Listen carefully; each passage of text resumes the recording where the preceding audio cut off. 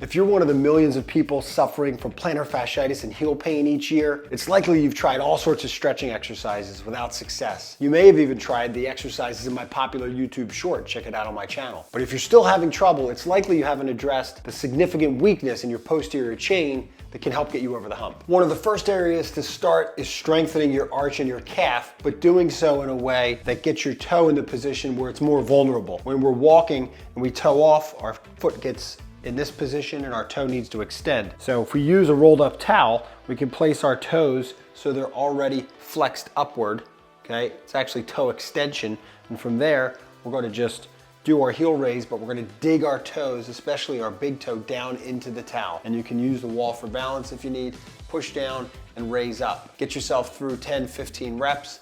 If you want to really challenge it and it's tolerable for your pain, one leg at a time, where you're digging down and raising up, okay? Build that to doing 2 and then eventually 3 sets of 10 to 15. You can change the thickness of your towel to put the toe in more extension and give yourself more challenge, bringing the toe into more extension. Just remember to dig that toe down as you go through those 10 to 15 reps. Simulate our walking gait, how that muscle would actually work. It would be back behind us. We can get in this position, try to dig that toe down, press down for 10 seconds if you can, do more of an isometric in that position to build that big toe flexion strength, stabilizing that arch. Take yourself through 5 or 6 reps. You can make this exercise even easier if you have a slant board at home. You just get your toes in that extension angle and go through the heel raises. You can do this exercise with shoes off or with shoes on and get the same results. If you don't have a slant board and you want to pick one up, I have links for the products in my video description. Working our way up the chain, we move to the posterior thigh or the hamstring. When we have that initial contact, that hamstring needs to fire a little bit as you dig into the ground and propel you backwards. It tends to be really passive for most people, so they just kind of strike the ground and just slide through, not using that hamstring as much, relying more on the calf and the foot muscles, which can certainly beat up and cause some plantar fasciitis type symptoms. We definitely want to turn on the hamstrings.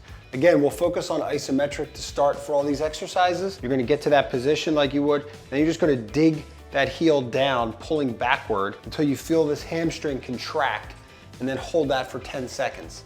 Okay, you'll also feel this right hip flexor contract because it's countering that backward pull, which is totally fine. Just pull down and backwards, hold for 10 seconds, just do about half as hard as you could, and then take yourself through 5 or 6 reps. If you need to hold on to something for stability or to take weight off that right leg, totally fine, use a chair, unload that side. But dig down, pull back, hold 5 seconds, feeling it mainly in your hamstrings. And then you're just gonna work on pulling yourself forward with that newfound hamstring contraction. You can try to incorporate it right into your gait on a treadmill or just for a regular walk. Dig down, contract hamstring, pull back and forward. The next area up the chain we want to focus is our glutes and our back extensors. So again, when we strike the ground, that glute has to work to keep the hip from falling into too much flexion, so it's countering that force.